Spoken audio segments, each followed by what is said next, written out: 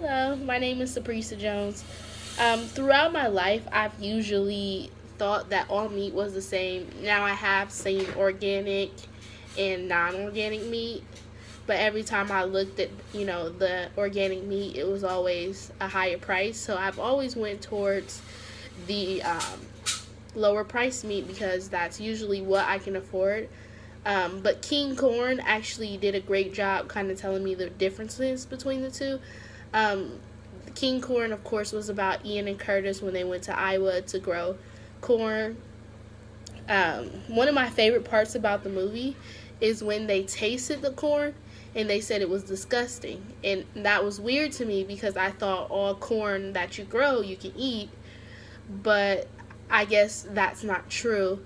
What the corn they produce, what it was there for, was to basically be processed in like meats, in like the high fructose corn syrup, and then also to feed cattle.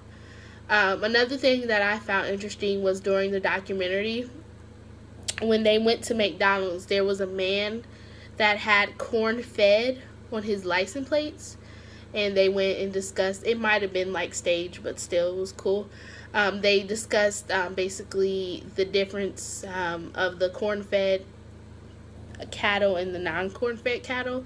What the man said really got me. He said that corn-fed cattle, they only last about 6 months. So my thought process is, why are we eating corn-fed cattle if they only survive for 6 months? What is it doing to us? So what I did on my own is I did a little bit of research regarding the effects of eating food with like the processed corn. And according to Livestrong, which is like a health website, they said high fructose corn syrup could contribute to obesity. What they did is basically a test with lab animals, and they saw that lab animals, they would gain more weight when they like ate corn based diets. So what I did this week is I went out and I purchased this what is it called? This is beef strip steak. This was 100% grass fed.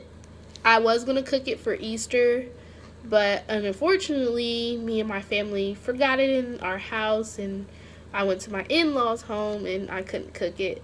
But this is beef strip steak. It cost me $12.99. That's very expensive. The same steak, Kroger brand steak, was only $4.05. Another thing about it, I see that it has a longer expiration date, 4/26/2017. I bought this like Monday. So I believe, the grass-fed meats has a way higher expiration date, which is really, really cool. But the only thing is I can't afford $12.99 each time. Like, that's way too much for me. I don't know if maybe it wasn't on sale this time, but that's probably why I know I'm obese, but I can't afford this, and eating corn-fed cattle is going to keep leading to obesity. And, I mean, with the price of this, I can't help but to eat corn-fed diets because it's way cheaper. And I believe, that's why a lot of Americans are overweight. Of course, they eat a lot of fast food as well. I know a lot of food in the fast food industry contains a lot of corn-fed diets. Another thing I found interesting, their ground beef was really bloody. Like, the grass-fed ground beef, it was gross. Like, I picked it up and blood was dripping, so I really wouldn't want to cook that. It was disgusting to me. Now, another thing I did pick up was something that didn't have corn fructose syrup in it. So, and this is Jarritos. It's sweetened by real sugar. But, I mean, this is still unhealthy for you. It has 28 grams of sugar.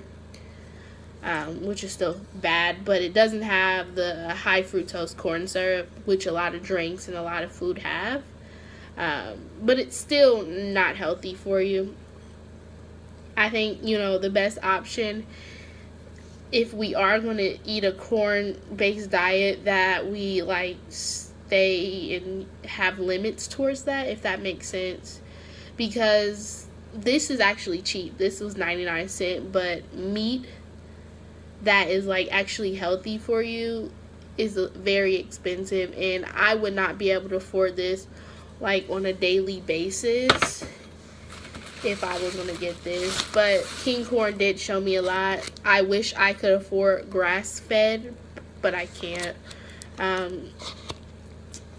Yeah, that's what I did. Thank you.